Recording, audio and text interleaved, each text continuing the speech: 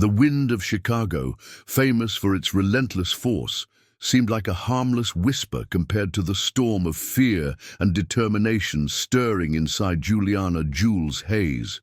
Standing before Finch Tower, a skyscraper of black glass that pierced the sky like a spear, she felt the weight of her lie.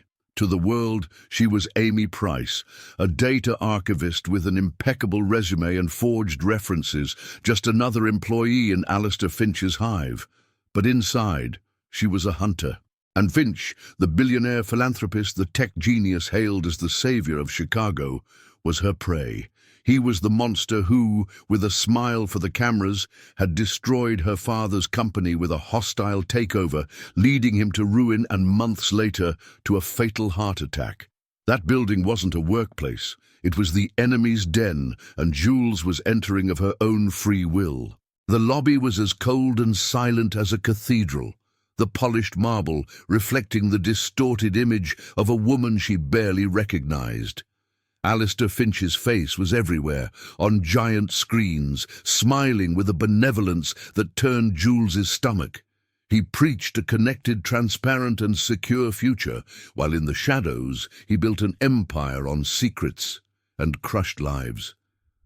Jules took a deep breath, forcing the lump in her throat down. She passed the first security checkpoint, her new badge granting her access to the heart of darkness.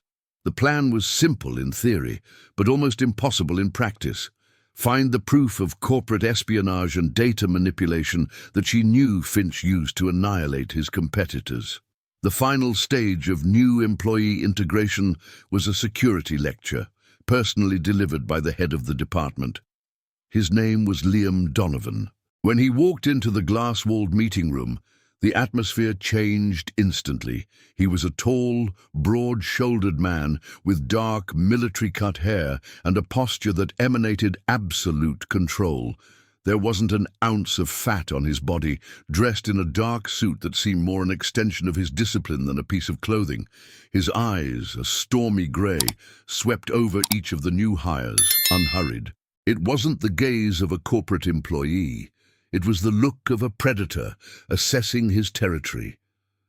When his eyes landed on Jules, they lingered for a second too long, a fraction of time almost imperceptible to the others, but which for her sounded like a fire alarm. At the end of the lecture, he handed out the permanent access badges individually. When it was Jules's turn, his fingers brushed against hers as she took the card. An electric shock, brief and intense, ran up her arm. She looked up and met his gaze, just inches away. He was staring at her, his face a mask of professional indifference, but his eyes told another story. They saw her. Not the Amy Price from the resume, but the imposter behind the facade. "Welcome to Finch, Ms. Price," he said, his voice low and calm, yet sharp. "We value transparency here. We find that people who have nothing to hide usually have nothing to fear." Every word was delivered with surgical precision. Jules felt her blood run cold. She kept the professional smile on her face, but her heart was hammering against her ribs. As she left the room, she didn't feel like a successful infiltrator. She felt like prey that had just been marked by the guardian of the cage. The game had barely begun, and she was already in check. Jules's days at Finch Tower turned into a lesson in paranoia. Working on a subterranean floor, a cold and windowless digital archive, she felt the weight of Liam Donovan's gaze with every click of the mouse. He didn't need to be physically present. His surveillance was a ghost in the system, a security camera that turned in her direction as she passed through an empty hallway. An automated system email alerting her that her login was 2 minutes before the standard time, and most unnervingly of all, his unpredictable rounds. He would appear like a shadow, silent, standing behind her at the exact moment her cursor hovered over a confidential directory. "Everything in order, Ms. Price?" he would ask, his voice calm while her heart raced. She would respond with a professional smile, closing the computer window, adrenaline singing in her veins. Determined to test the system's defenses, Jules made her first deliberate move. She tried to access a server of old projects, one that contained the data of companies Finch had acquired. As expected, access was denied. She braced herself for the alarm, for a visit from an IT technician, for a formal warning. But what came was silence, a silence more terrifying than any alarm. Later that day, the elevator door opened and Liam got in, stopping beside her. The space seemed to shrink. He didn't mention the server. Instead, he commented on the view from one of the upper floors. "It's curious," he said, looking straight ahead. "People always want to see what's on the highest floors, but a building's foundation, that's what holds the most important secrets and the greatest risks." The message was crystal clear. It was a warning, and it was confirmation that he knew she was no mere archivist. In the sanctuary of his control room, surrounded by dozens of monitors, Liam watched the recording of Jules's denied access. He saw the calculated hesitation, the way the muscles in her back tensed a second before she clicked. These were the signs of a professional, not a curious employee. On another screen, he opened a file he kept secret, a list of Alistair Finch's victims. He pulled up the file on Jules's father's company. The surname Hayes lit up on the screen. The connection was made. His first instinct, the instinct trained in years of special operations, was to neutralize the threat. Inform Finch. But he hesitated. For years, he had been swallowing his boss's moral garbage, justifying his actions as asset protection. He saw in Jules a reflection of himself years ago, a person with a sense of justice that had not yet been eroded. Instead of hitting the alarm button, he filed the incident away, deciding to observe. For the first time in a long time, he was acting on his own. The dynamic between them changed during a real fire alarm, caused by a short circuit on an upper floor. Amid the orderly but tense evacuation, emergency lights flashed, casting dancing shadows. Jules, trying to take advantage of the confusion to get closer to a server room, ended up trapped in a hallway when the fire containment doors were activated. Panic, real and unexpected, hit her. It was Liam who found her. In the chaos, there were no masks. He was not the threatening guard. She was not the spy. He was a professional ensuring someone's safety.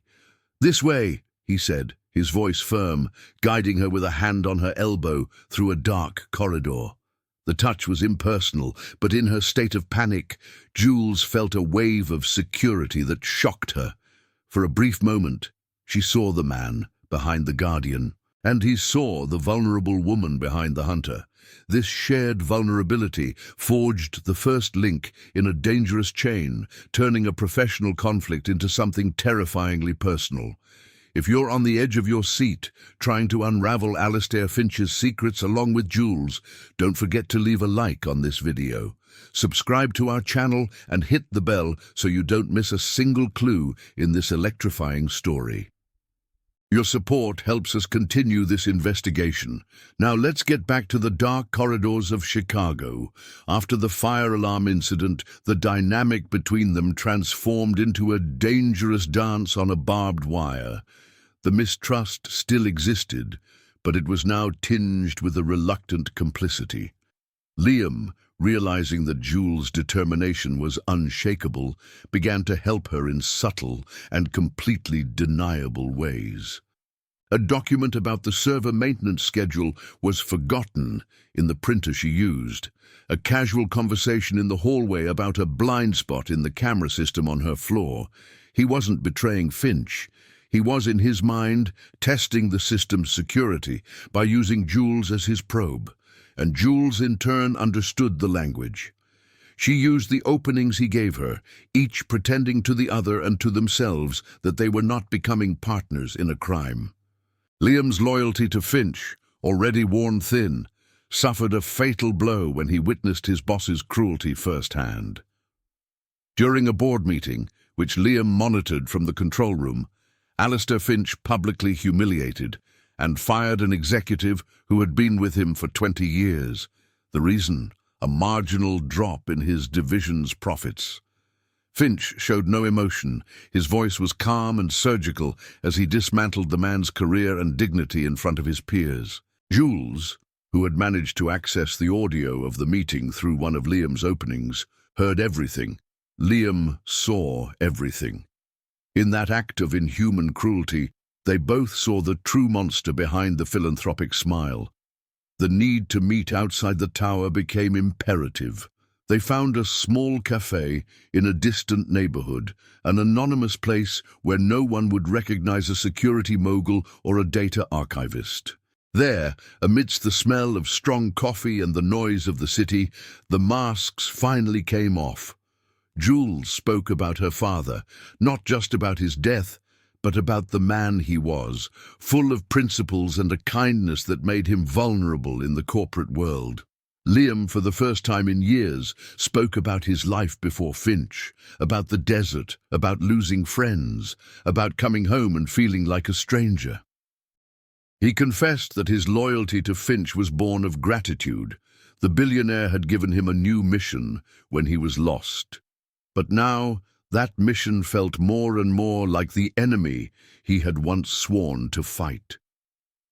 In these conversations, the attraction between them, once an electric current of danger, deepened into something more intimate, understanding. Alistair Finch, however, did not build his empire by being a fool. He felt the small ripples in his organization, the subtle energy of a secret. Not knowing the source, but smelling betrayal in the air, he decided to set a trap. He planted false information on a restricted access server, a honeypot for any curious bee. The data, which detailed a fictitious and illegal merger, was irresistible. Liam knew about the trap the moment it was set. He saw the special monitoring protocols that Finch activated, protocols that bypassed him and reported any access directly to a team of problem solvers, mercenaries Finch used to deal with threats permanently. And he knew, with a certainty that chilled his spine, that Jules would take the bait. Her heart pounded with a mix of triumph and dread. It was the proof she had come for, the smoking gun that would destroy Alistair Finch. She positioned the cursor over the download button, ready to deliver the final blow. In his control room, Liam saw a red light flash on his private monitor. Jules's access to the honeypot server had been registered. He knew he had, at most, 60 seconds before the system alerted Finch's personal security team, and then it would be too late. There was no time for subtlety. He triggered a localized emergency alert, a protocol for a high-voltage electrical failure, which would isolate and evacuate only the subterranean archives sector. Rushing through the corridors, he reached Jules' room and found her still at her desk, her eyes fixed on the download progress bar, refusing to leave. "Didn't you hear the alarm? Get out of here now," he ordered, his voice, for the first time, devoid of its usual calm and filled with a raw urgency. Seeing that she wouldn't move, he grabbed her by the arm, pulling her from the chair and away from the terminal, a second before the download was complete. In the empty hallway, under the still flashing emergency lights, the alarm fell silent. Jules looked at him, furious at the interruption, but seeing the genuine panic in his eyes. "It was a trap, Jules," he said, his breath heavy, using her real name for the first time. The word hung in the air between them, tearing down the last wall of her disguise. It was a trap. If you had downloaded that file, you would never have left this building alive. In that moment, he ceased to be Finch's guardian and became hers. He had made his choice, and by saving her, he had chained himself to her fate. There was no turning back. The subterranean corridor, once a psychological battlefield, became the starting point of a desperate escape. "We don't have much time," Liam said, his voice low and urgent, already guiding her towards a service door she didn't even know existed. "Finch will review the alarm recordings. When he sees that I got you out of there, he'll understand. And when that happens, no door in this building will be safe for us." Jules's fear for her mission was replaced by fear for her life, and for the life of the man guiding her through the tower's bowels, a labyrinth of ventilation ducts and service staircases that he knew like the back of his hand. He was the architect of that fortress, and now he was using his knowledge to escape it. With every door he opened with his master key, every camera he bypassed, Jules saw the extent of the power he held and the magnitude of the betrayal he was committing for her. As they moved through the shadows of the Glass Empire, Liam began to confess. The words came out of him in restrained torrents, secrets he had kept for years. He told Jules about the true nature of Finch's business, the blackmail, the industrial espionage that went far beyond what she suspected, and the fate of a former engineer who leaked information to the press and a week later suffered a fatal car accident. And then came the hardest confession. He admitted his own complicity, the dark corners of his loyalty, the times he had intimidated people, the investigations he had buried, the blind eye he had turned. "I convinced myself I was protecting the man who gave me a purpose," he said, not looking at her. "But the truth is, I was just protecting a monster." For Jules, every word was a blow. She was falling in love with a man who was, in part, made of the same material as the world she had sworn to destroy. The line between hero and accomplice became dangerously blurred. They reached a small abandoned office on one of the middle floors, a temporary blind spot. Liam knew that just escaping wasn't a solution. Finch was too powerful, his tentacles too long. They would never be safe. "He'll hunt us, Jules, no matter where we go," Liam said, his face marked by the gravity of the situation. "There's only one way to end this. For real." He then revealed the final secret, the existence of a central server in Finch's penthouse, in his personal apartment. A ghost server, completely disconnected from the building's network, where Finch's real black gold was stored. The original evidence, the audios, the videos, the heart of the Empire.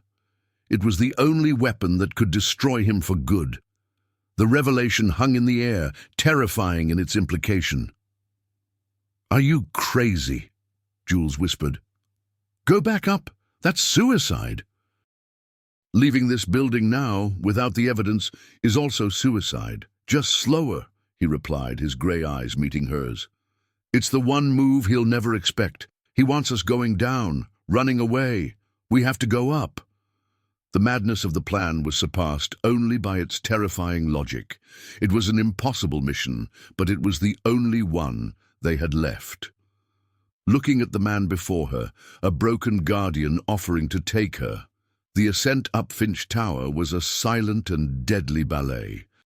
Guided by Liam's knowledge, they moved like ghosts through the structure, using service elevators, air ducts, and emergency passwords that only he knew. Every floor they climbed was a victory, the tension between them transforming into a perfect synchrony. He was the strength and the tactics, she the quick mind and the relentless focus. There was no more time for doubt or suspicion, only an absolute trust forged in imminent danger. By the time they reached the doors of Alistair Finch's penthouse, they were no longer a journalist and a bodyguard, but a single unit with a single purpose. The penthouse was a sanctuary of glass and steel, cold, impersonal, and with a stunning view of Chicago. As Jules connected to the ghost server, her fingers flying over the keyboard to break the final encryption, Liam stood guard at the door, listening for any sign that they had been discovered. "Jules," he whispered in the silence, and she paused for a moment. "No matter what happens here, what you did, it reminded me of the man I should have been." It was the final confession, the absolution he hadn't asked for, but that she gave him with a look. In that instant, Finch ceased to be the target of revenge and became the final obstacle to their freedom. The data transfer progress bar advanced slowly on the screen, each percentage a small victory against time. Time was up. The private elevator door opened, revealing Alistair Finch, flanked by two of his solvers, men with the empty eyes of those who follow orders without question. Finch didn't look surprised, just disappointed. Liam, he said with a false paternal tone. I gave you a purpose, and you trade me for a ghost. He then turned to Jules. And you, little Hayes, your father was a weak man, full of scruples. I see you inherited his stubbornness. The confrontation wasn't about the data, it was about loyalty, power, and pride. The moment the transfer hit 99%, Liam acted. He knocked over a heavy metal sculpture, creating a distraction and a barrier. Chaos erupted. As the guards advanced, Liam confronted them, using his training to neutralize them, but one managed to fire, hitting him in the shoulder. Jules saw Liam fall. The download beeped. Complete. For a second, she hesitated between the drive and him, but the choice was already made. She grabbed the drive, ran to the penthouse control panel, and triggered the fire alarm and sprinkler system. Water gushed from the ceiling, creating confusion and covering their escape. Helping an injured Liam lean on her, she guided him to the balcony, to a window-cleaning platform, the escape route he had shown her on the building's plans. As they descended the side of the skyscraper, with police sirens approaching, they left behind a defeated Alistair Finch, trapped in his flooded ivory tower. The fall of Finch was as spectacular as his rise. With the data Jules leaked to every major newspaper in the world, his empire of lies crumbled in a matter of hours. He was arrested, his frauds exposed. Months later, Jules published the full story, not just as revenge, but as a tribute to the truth, winning a Pulitzer Prize and clearing her father's name. Liam, for his full cooperation and his role in obtaining the evidence, received a reduced sentence. The final scene takes place a year later, at the gate of a minimum security prison. Liam walks out, a free man, and the first person he sees is Jules, waiting for him. There were no more secrets, no danger, no lies. Just two people who had gone down to hell together and found in each other redemption. The Guardian no longer needed silence, and the journalist could finally rest. Let's move to the final phase, the creation of all the promotional materials for the Guardian's silence. And so the truth came to light, proving that the courage of two people can bring down the greatest of empires. If this story of suspense and loyalty left you breathless, show your support with a like and subscribe to the channel so you don't miss any of our next adventures. Comment your city below and tell us what the most tense moment was. Don't forget to hit the bell to be the first to know about new updates. See you in the next video.